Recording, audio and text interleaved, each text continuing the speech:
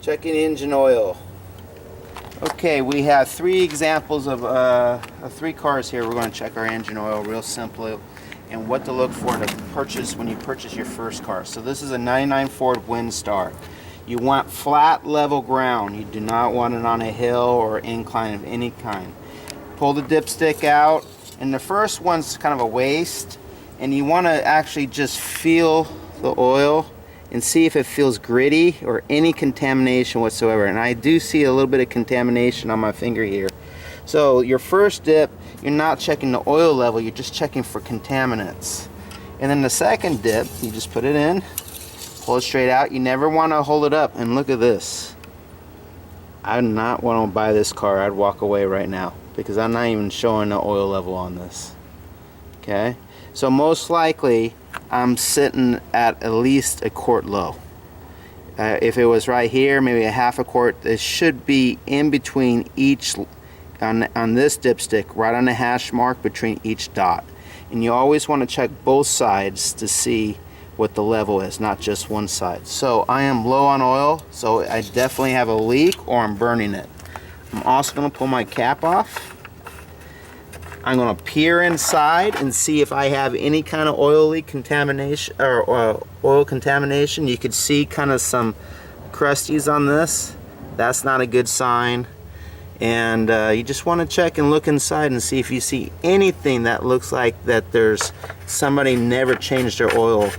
In this case, the oil has been changed, but I'm low on oil. So let's go to the next car. So unlike the last dipstick, this dipstick does not say oil. So you gotta visually see, does it look like oil dipstick or is it a transmission dipstick, which is this one? So this is for transmission, this is for engine oil. Again, pull this out and we want to check to see if we have any kind of contamination here. And this oil looks actually a little bit better. Not too much contamination. You can tell it's not that clean, so probably still need an oil change. Wipe off that oil residue, dip it back in. So the first is for contamination. The second one is to see the oil level. And if by reading this, there's a narrowing here and a narrowing here. The oil level should be somewhere in between these two. So it's at the lowest point. That might be normal. I would prefer it to be inside here in the middle. Check both sides. Never hold the dipstick up, always down.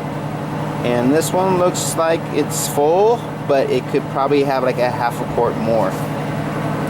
So I would be happy with this, provided there's no oil leaks visible on the car.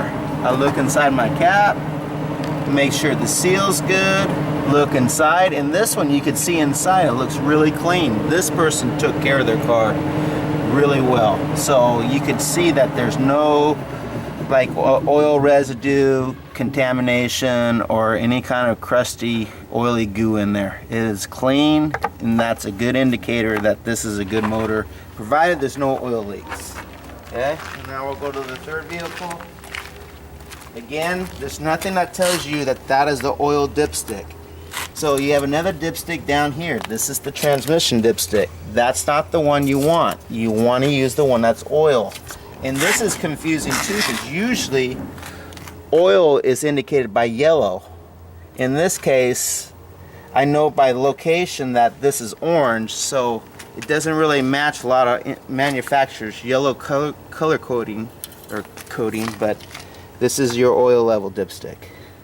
Okay, again, first one, you want to just check for contamination. Okay, wipe that clean.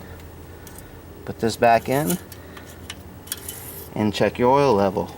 And look at that, this oil is perfect. Somebody takes care of their car. It's right now, unlike the second car, this one's at the top of the fill side. So we have one example of a no oil level showing, one low level, and one at a full level. This is ideal what you're looking for here. Okay, again, make sure there's no oil leaks. Pull your cap off. Look inside your cap. This is really clean cap. Look inside your inside here, make sure that you're looking inside, there's nothing that's contaminated the engine, and I would be very happy with this. So 3 examples of how to check your oil. Make sure the car is level, not on a hill, and make sure you're using the right oil dipstick and reading it properly. Good.